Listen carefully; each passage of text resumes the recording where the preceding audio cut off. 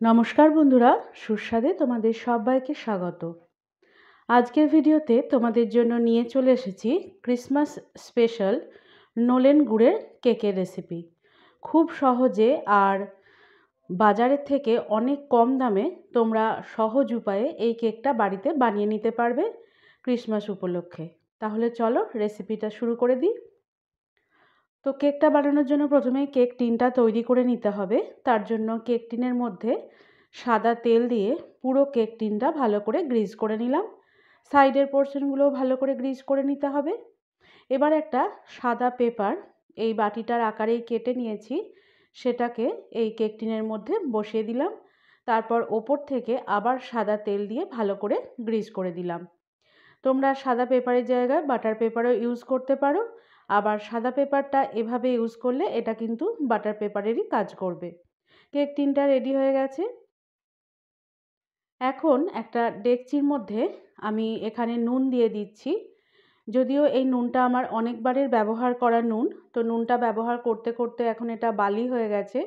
তো যাই হোক, তোমরা নুন বা বালি যে কোনো কিছুর একটা ইউজ করতেই পারো। সমস্তটা ভালো করে পুরো ডেকচির মধ্যে ছড়িয়ে দিলাম। তারপর একটা বাটিকে উপুড় করে নিয়ে ডেকচির মধ্যে দিয়ে দিলাম। এখন এটাকে ঢাকা দিয়ে একদম লো ফ্লেমে প্রিহিট হতে দেব।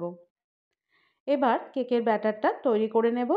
তার জন্য প্রথমেই বাটির মধ্যে নিয়ে নিলাম হালকা গরম দুধ। তারপর এর মধ্যে দিয়ে দিচ্ছি নলেন গুড়। এই দুটো উপকরণ নিয়ে সমস্তটা খুব ভালো করে মিশিয়ে নিতে হবে। বাড়িতে যদি লিকুইড খেজুর গুড় না থাকে, সেক্ষেত্রে খেজুর গুড়ের পাটালি তোমরা ব্যবহার করতে পারো। পাটালিটা সামান্য একটু গরম জলে বা গরম দুধে দিয়ে সেটাকে অবশ্যই একবার গলিয়ে নিতে হবে। সমস্ত দুধ আর গুড়টা ভালো করে মিশে গেলে এখন এর মধ্যে দিয়ে দিচ্ছি সাদা তেল। সাদা তেলটা দিয়ে আবারও এটা ভালো করে মিশিয়ে নেব। আবার সাদা তেলটা আমি এই পর্যায়ে দিলাম, তোমরা চাইলে যখন গুড় আর দুধ দিয়েছিলে সেই একসাথেও দিয়ে দিতে পারো।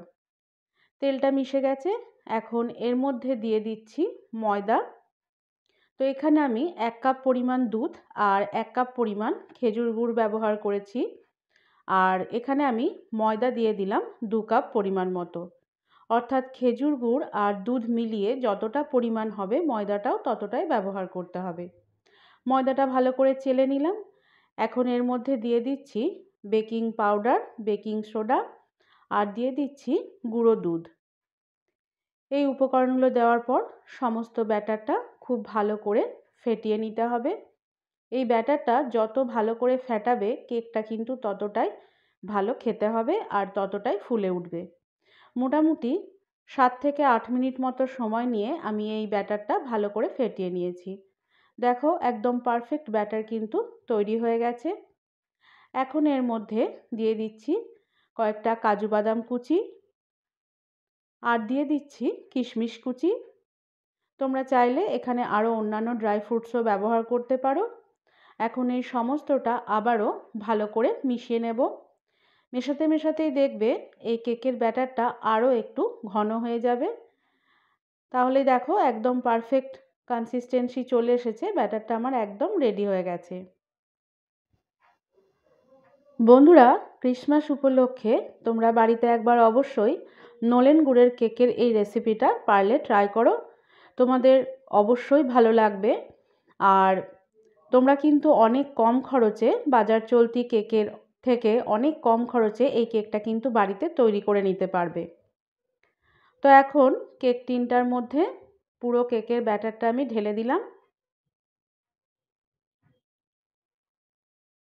পুরো ব্যাটারটা ঢালা হয়ে গেলে এখন এটাকে আমি বার কয়েক ড্যাব করে নেব, যাতে এর মধ্যে কোনো এয়ার বাবলস না থাকে। যদি ওপরে কোনো এয়ার বাবলস দেখতে পাও তাহলে খুন্তির সাহায্যে এয়ার বাবলসটা মিশিয়ে ফেলতে হবে। দেখো খুব সুন্দরভাবে কেক টিনটা রেডি হয়ে গেছে। এখন কেকের এদিকে ডেকচিটাও প্রিহিট হয়ে গেছে। এখন এই কেক টিনটা এর মধ্যে বসিয়ে দিলাম। তারপর এটাকে ঢাকা দিয়ে আমি লো ফ্লেমে 1 ঘন্টার জন্য বেক হতে দেব। তো এখন আমার কেকটা তৈরি হওয়ার 40 মিনিট হয়ে গেছে। 40 মিনিট পর আমি ঢাকাটা খুলে নিয়েছি। তারপর এর মধ্যে আমি দিয়ে দিচ্ছি আমন্ড দিয়ে এই পুরো কেকটা সুন্দর করে ডেকোরেট করে দেব। আর আমন্ডের খোসাগুলো ছাড়িয়ে নিয়েছি। আমন্ডগুলোকে মোটামুটি ঘন্টা 2 মতো জলে ভিজিয়ে রেখেছিলাম। তারপর এর খোসাগুলোকে ছাড়িয়ে নিয়েছি। আমন্ডটা দেওয়ার পর এখন মাঝখানে কয়েকটা করে চেরির টুকরো আমি দিয়ে দিলাম। এভাবে কেকটাকে আমি সুন্দর করে সাজিয়ে নেব। তোমরা যদি ব্যাটারটা যখন প্রথমেই দিয়েছিলাম সেই পর্যায়ে যদি এই ডেকোরেশনটা করতে, তাহলে কিন্তু পুরো কেকে এই পুরো ডেকোরেশনটা ঢাকা হয়ে যেত। তাই মোটামুটি 40 মিনিট পর ঢাকাটা খুলে এভাবে কেকটাকে ডেকোরেট করে নিতে হবে। এখন এটাকে ঢাকা দিয়ে আবারও 20 মিনিটের জন্য বেক হতে দেব। 20 মিনিট পর ঢাকাটা খুলে নিলাম। মাঝখানে আমি ঢাকাটা পাল্টে দিয়েছিলাম, ওই ঢাকাটা যেহেতু আমার কেকের পক্ষে ছোট হয়ে যাচ্ছিল। তো দেখো কেকটা এখন আমার একদম রেডি হয়ে গেছে। একটা স্টিক এভাবে গেঁথে নিয়ে দেখে নেবে, যদি দেখো যে স্টিকটা একদম পরিষ্কারভাবে বেরিয়ে আসছে, তাহলে বুঝতে হবে কেকটা একদম পারফেক্টভাবে বেক হয়ে গেছে।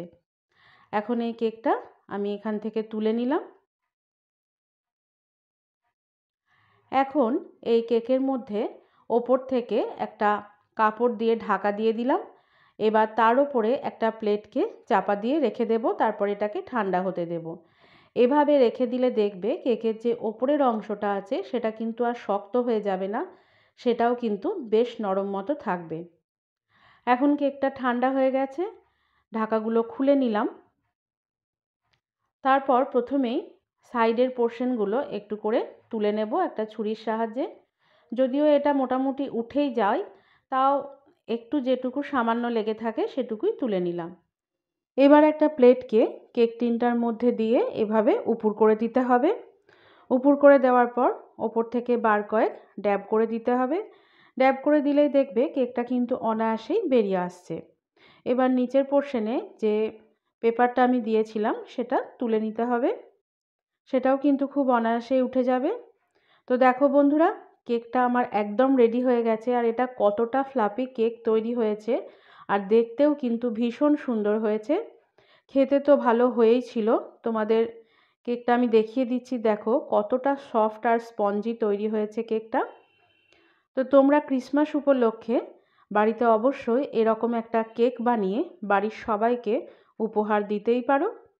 তো দেখো কেকটা এখন তোমাদের কেটে দেখিয়ে দিচ্ছি, ভেতর থেকেও এটা কতটা সফট হয়েছে। ক্রিসমাস উপলক্ষে বাড়িতে একবার অবশ্যই ট্রাই করো নলেন গুড়ের কেকের এই রেসিপিটা। আশা করি রেসিপিটা তোমাদের ভালো লাগবে। ভালো লেগে থাকলে আমার চ্যানেলটিকে লাইক, শেয়ার ও সাবস্ক্রাইব করে বেল আইকনটি ক্লিক করার অনুরোধ জানালাম। আর সকলকে ক্রিসমাসের শুভেচ্ছা জানিয়ে আজকের ভিডিওটা আমি শেষ করছি।